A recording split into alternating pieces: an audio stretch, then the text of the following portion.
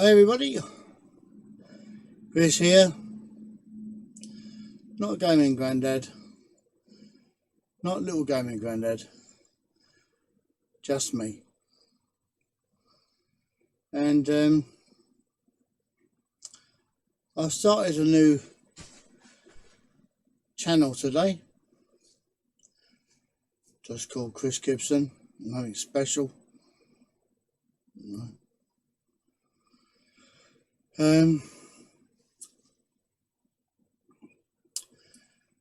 And it's just a general channel where you can chat. I want to tell you about me, really. I know there's going to be people out there saying,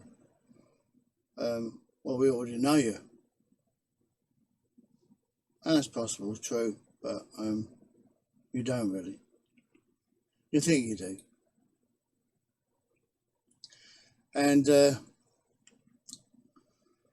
most people that will subscribe to this channel are going to be family and friends, because I'm not putting it out there in the public domain.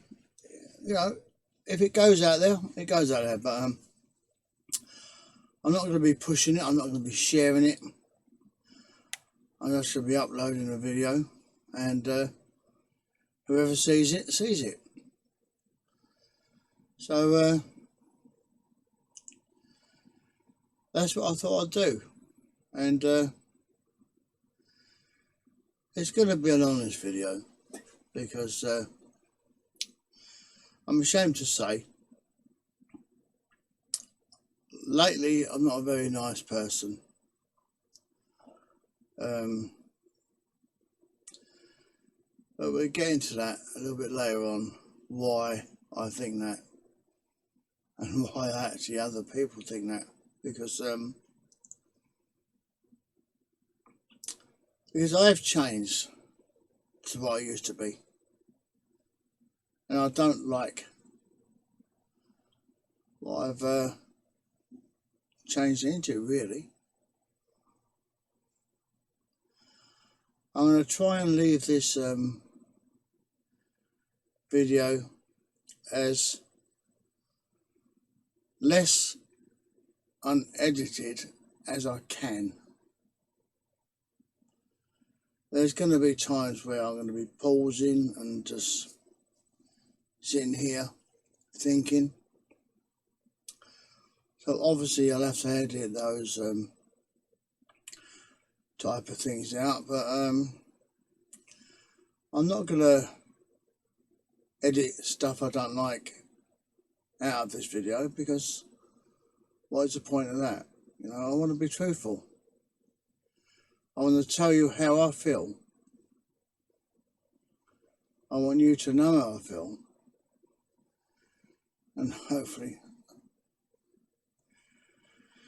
you know, can understand a bit more about me than you used to.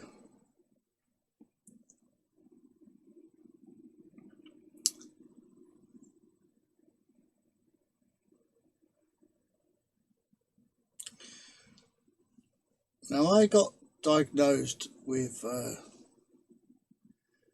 depression when my business failed in the early 90s. I'll talk about that again a little bit later on. We'll come back to that. I'm not going to go into that now because that'll take too long. But I got diagnosed with depression then. But I think my depression started way sooner than that.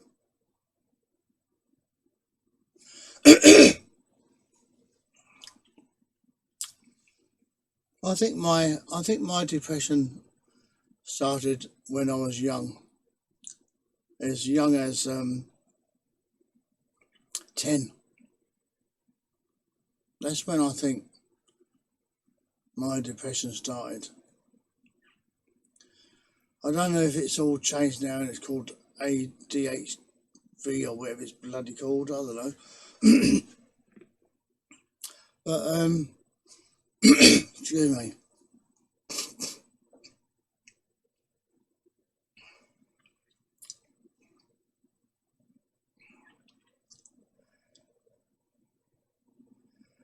But I didn't have a very good upbringing when I was young, when I was small, and we had a hard life. I lived in Wainscott then when I was I was born. I was born and we lived in Upper. Then we moved to Wainscott Road. Number 8 Wainscott Road was my first address. Well, second address actually. And we lived there for a few years. My mum and dad weren't well off at all. In fact, really poor. We was really poor when I was young.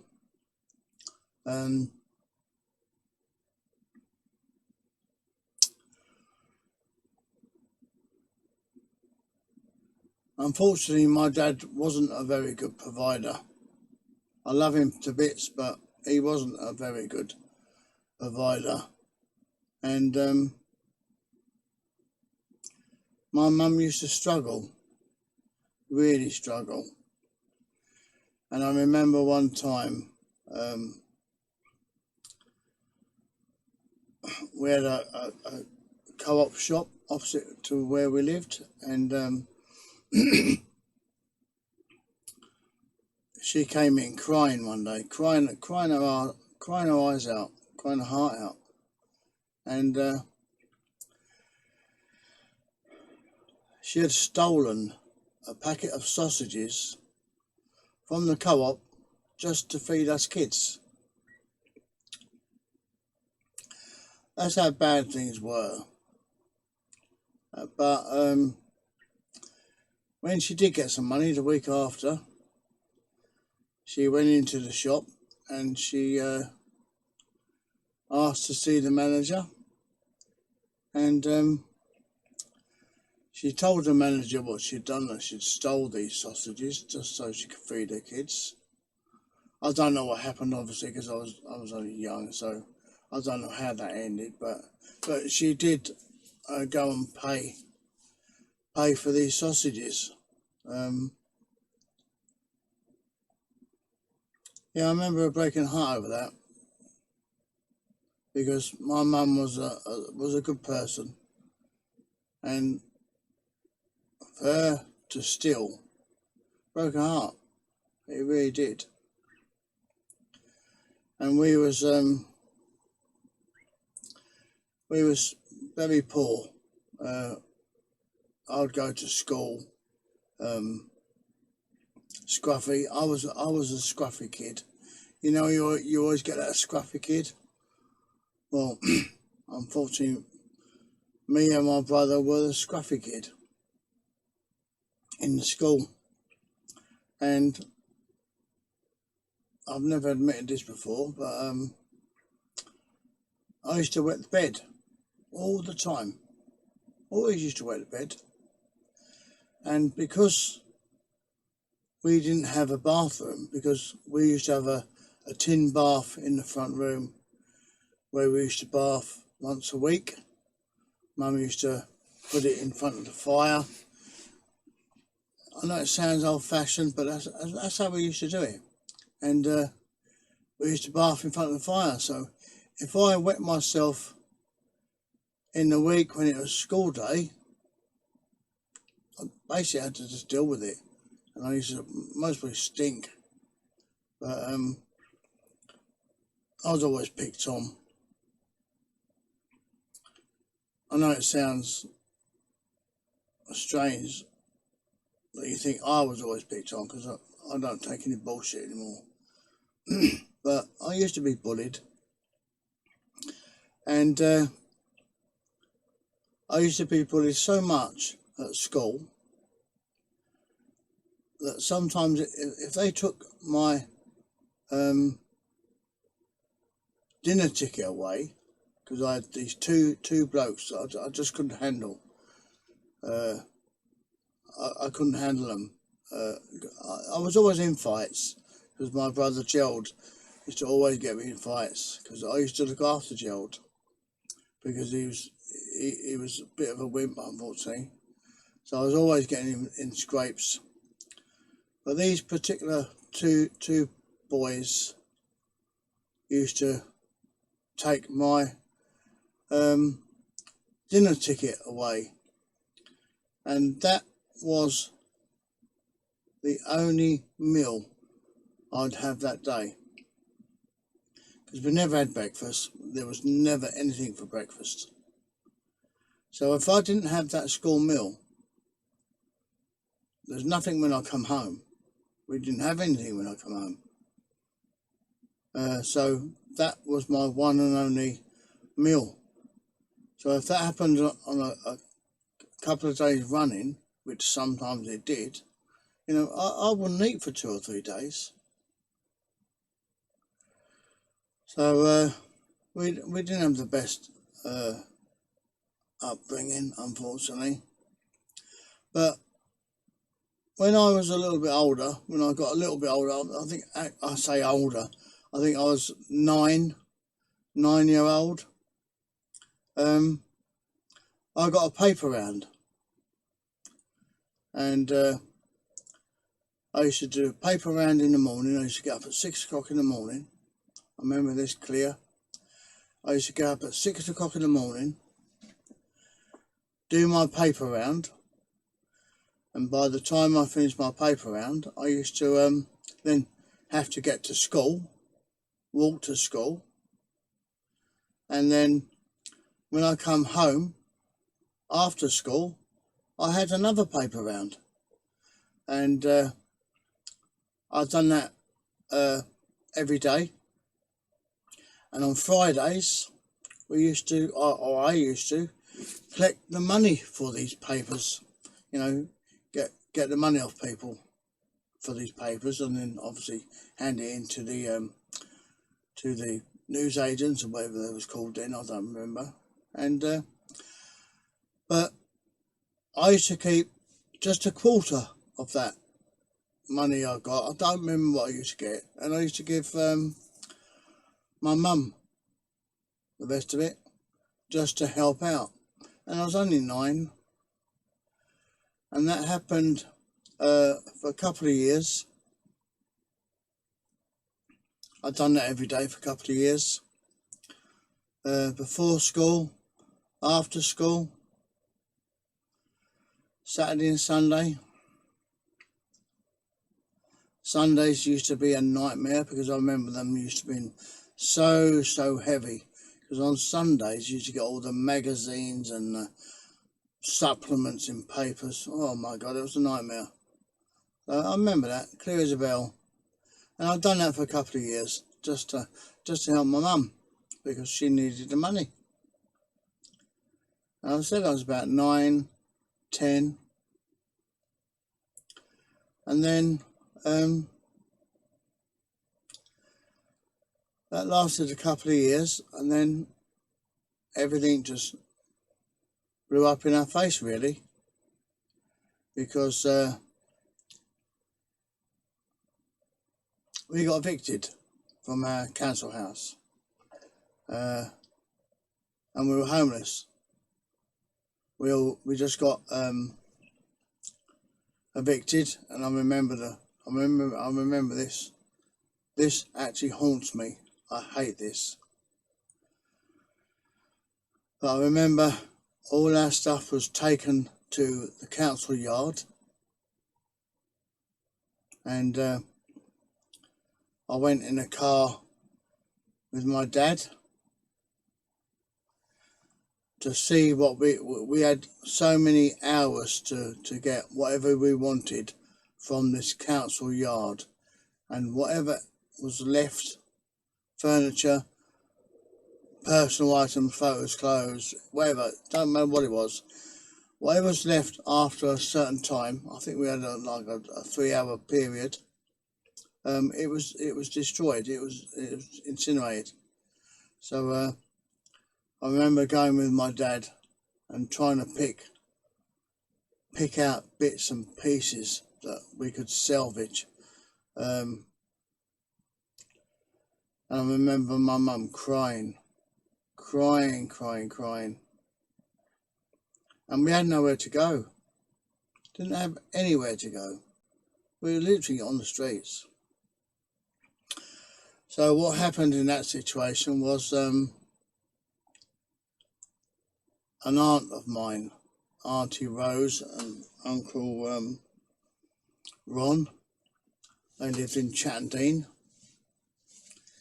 and they put us up for a couple of days until we could find something else that, you know.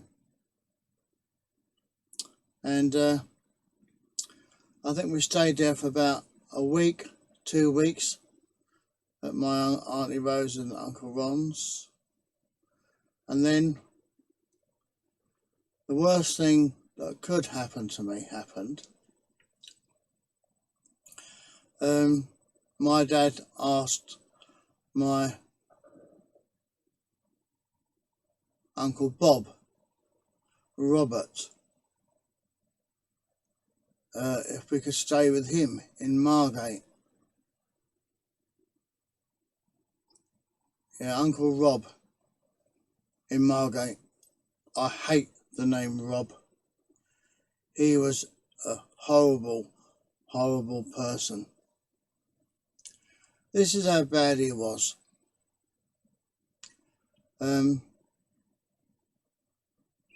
He took us in, and he was like an army sergeant. We weren't allowed to do this. We weren't allowed to do that. We had to obey by his rules. And his little saying used to be, "By the centre," you know. I remember that saying. So I absolutely hate the name Robert. I just hate it. It just brings chills to my veins, my bones, or whatever you want to call it. And it got to the stage where he threw me and my brother gelled out. He wouldn't have us in the house. He said we were stealing off him. We weren't stealing off him. And he refused to have us in the house. Mind you, I think I was about 11, 12 then. And my dad said, well, if my sons can't come in, I can't come in. So we ended up sleeping in a car in Margate for 2 weeks. But the worst of it is my mum and my 2 sisters used to sleep in one room, and he used to lock them in. He used to lock them in this bedroom, and if they wanted to go to the toilet, they had to knock and get him to open the door so they could go to the toilet. Absolutely terrible. And we were left sleeping in the car for about a fortnight, 2 weeks, and we would just drive around Margate and go to public toilets to have a wash and everything. So oh, it was terrible. It really was terrible. And that's actually my younger days, you know, from birth to 12, 13. That's how I used to live. Not the best childhood, is it? And then the council decided to put us into a hostel. That was in Westmoreland. It was an aerodrome in Westmoreland, and we was there for 2 years in this hostel in Westmoreland, and they wouldn't give us a council house until they'd paid the debt off, the rent arrears. So again, I got a job. I was about 13, coming up to 14 then. I got myself a job. I can't remember what it was, to be honest. And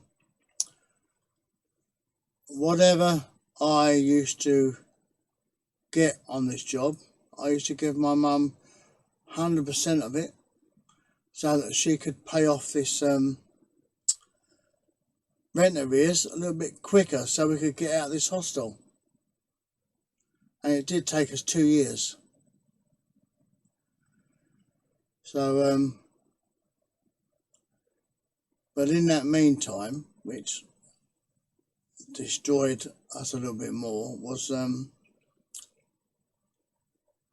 sad. It is sad. Is my dad met someone apart from my mum. Yeah, he had an affair. So when I was 14, my dad left home and left my mum and 4 kids to basically get on with it. And that's what happened. So